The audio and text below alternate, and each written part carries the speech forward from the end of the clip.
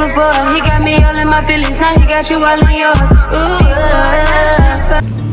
Assalamualaikum warahmatullahi wabarakatuh. Hamdan syukranillah, salatan salaman ala rasulillah, amma ba'du. Alhamdulillah, pada kesempatan kali ini perkenalkan, nama saya Mita Citra Nurwahidah, nomor induk mahasiswa 231050303166, asal prodi Ilmu Al-Quran dan Tafsir semester 2. Pada kesempatan yang bahagia ini, saya akan menyampaikan sedikit review mengenai buku Islam dan Evolusi, Paradigma Evolusi Modern ala Imam Ghazali, yang mana buku ini dikarang oleh Shoaib Ahmad Malik. Tentulah di setiap review buku pasti ada satu komponen wajib yang harus disebutkan di awal, yakni mengenai identitas buku. Seperti yang sudah saya sebutkan sebelumnya, judul dari buku ini adalah Islam Evolusi Imam Ghazali, Paradigma Evolusi Modern, yang dikarang langsung oleh Shoaib Ahmad Malik, yang mana buku ini diterjemahkan oleh Rene Turos Indonesia dengan penyunting ahli yang disebutkan di sini ada Pak Ayub juga Pak Ahmad Atakan. Buku ini diterjemahkan pada tahun 2021. Untuk ketebalannya, buku ini setebal 516 halaman, panjang dan lebarnya 23 x 15 cm. Mengutip dari perkataan Pak Fahrudin Faiz, yang mana ketika membaca buku itu yang pertama kali harus diketahui adalah latar belakang dari penulisnya serta tokoh-tokoh yang ada di dalamnya. Agar apa? Agar kita lebih dapat memahami konteks yang dibahas. Nah, di sini kita harus tahu apa latar belakang dan background dari Shoaib Ahmad Malik ini. Bisa langsung di-screenshot. Kemudian yang kedua, yakni background dari Imam Ghazali itu sendiri, yang mana paradigmanya diadopsi oleh Shoaib Ahmad Malik dalam menciptakan sebuah karya, yakni Evolusi dan Islam. Ini dia. Teman-teman, dapat kita ketahui bersama bahwa pengkaitan antara Islam dan sains itu sedang tren dan hype di masa saat ini.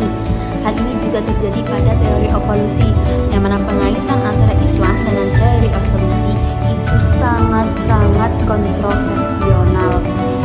Adapun pengertian dari evolusi itu sendiri adalah sebuah teori biologi yang menyatakan bahwa seluruh makhluk di bumi ini saling berkaitan dan bergantungan, yang mana dirancang pada sistem pohon kehidupan.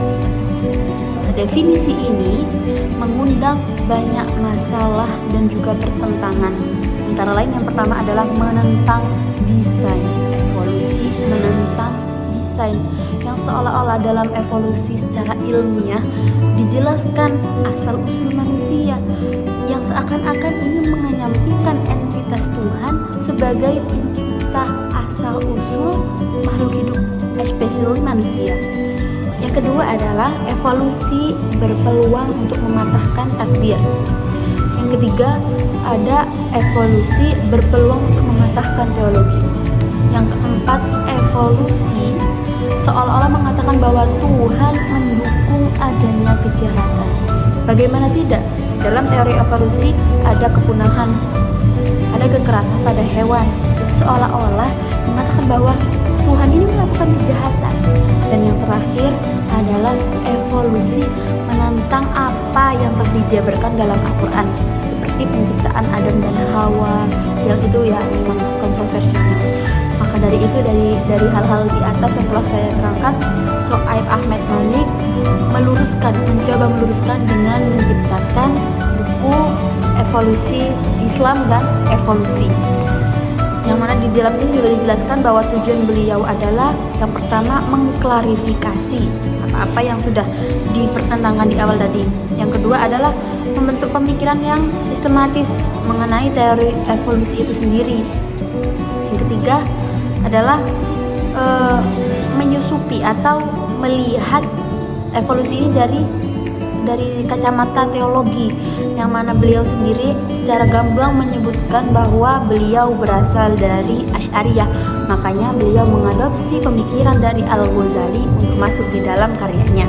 Dan yang terakhir, beliau tidak menunjuk bagaimana kebenaran yang mutlak. Maka dari itu di sini banyak sekali pendapat-pendapat yang menurut beliau itu masing-masing memiliki cara pandangnya masing-masing. Terlepas bagaimana tujuan Syuaib Ahmed Malik dalam mengarang buku ini, pandangan umat muslim mengenai evolusi ini juga beragam. Yang pertama, ada yang memandangnya sebagai konflik, dalam artian keduanya yang benar-benar bertentangan.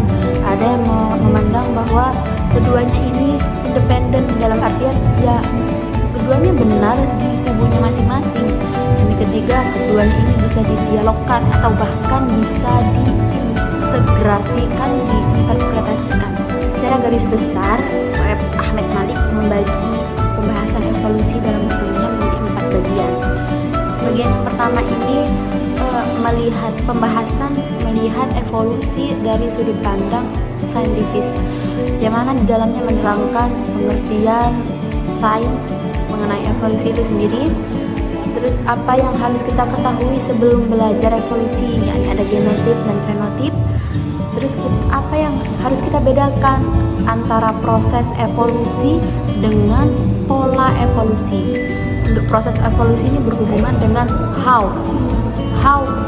bagaimana evolusi itu.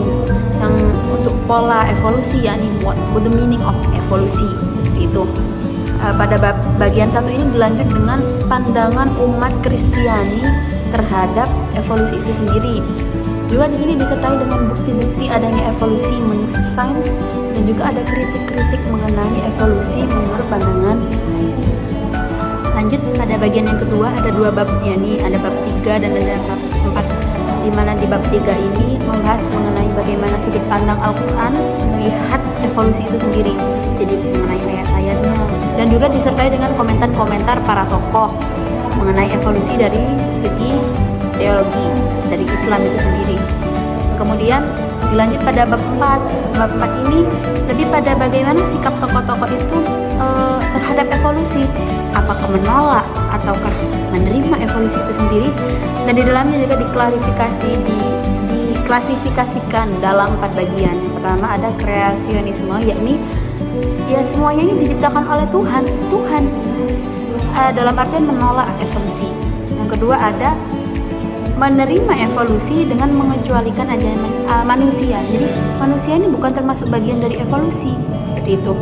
Terus yang ketiga ada pengecualian pada penciptaan Adam dan Hawa, yang mana menerima semuanya itu evolusi kecuali Adam dan Hawa. Ini adalah termasuk wahyu, seperti kayak mukjizat gitu. Dan yang terakhir ada menerima segala jenis, segala bentuk evolusi. Untuk sepemahaman saya, Syuaib Ahmed Malik ini cenderung pada yang ketiga, yakni mengecualikan Adam dan Hawa, seperti itu. Pada bagian 2 ini juga disertai dengan pandangan-pandangan tokoh-tokoh dari abad pertengahan, abad kontemporer, seperti itu, dalam menilai teori dan evolusi melalui kacamata teologi. Lanjut pada bab terakhir, yakni bagian ketiga dan bagian keempat, yang membahas teologi paradigma Imam Ghazali dibahas di sini, dan menurut saya ini adalah bagian-bagian krusial. Bagian ketiga adalah teori metafisik Imam Ghazali, yang keempat adalah hermeneutik Imam Ghazali, gitu. Jadi pemaparan paradigma Imam Ghazali terfokus pada 2 bagian ini, yang dirasa menurut Syuaib Ahmed Malik bisa meluruskan segala pertentangan-pertentangan atau kontroversi-kontroversi yang terjadi di awal tadi yang telah saya jelaskan, gitu. Yang saya dapatkan adalah bahwa antara Islam dan juga teori evolusi, especially Islam teolog Asy'ariyah, itu tidak ada pertentangan. Karena di dalam Al-Quran pun tidak ada ayat yang menyebutkan bahwa manusia pertama atau makhluk di bumi pertama adalah Adam dan Hawa, sehingga memunculkan adanya pandangan-pandangan lain, gitu. Bisa ada manusia sebelum Adam dan Hawa dan lain sebagainya. Juga gabungan antara teori metafisik dan juga hermeneutiknya Al-Ghazali ini memberikan isyarat bahwa masih memungkinkan terjadi adanya kemukjizatan. Maka dari itu kan di awal saya sebutkan bahwa Syuaib Ahmed Malik ini termasuk pada pengklasifikasian yang ketiga, yakni orang-orang umat muslim yang memandang evolusi ini semuanya evolusi mengecualikan Adam dan Hawa karena termasuk kemujizatan gitu. Mungkin itu yang bisa saya paparkan dari buku ini. Untuk kesimpulan yang dapat saya berikan, tergantung pada sudut pandang orang bagaimana menilai evolusi dan Islam itu sendiri. Untuk saya lebih cenderung bisa didialogkan.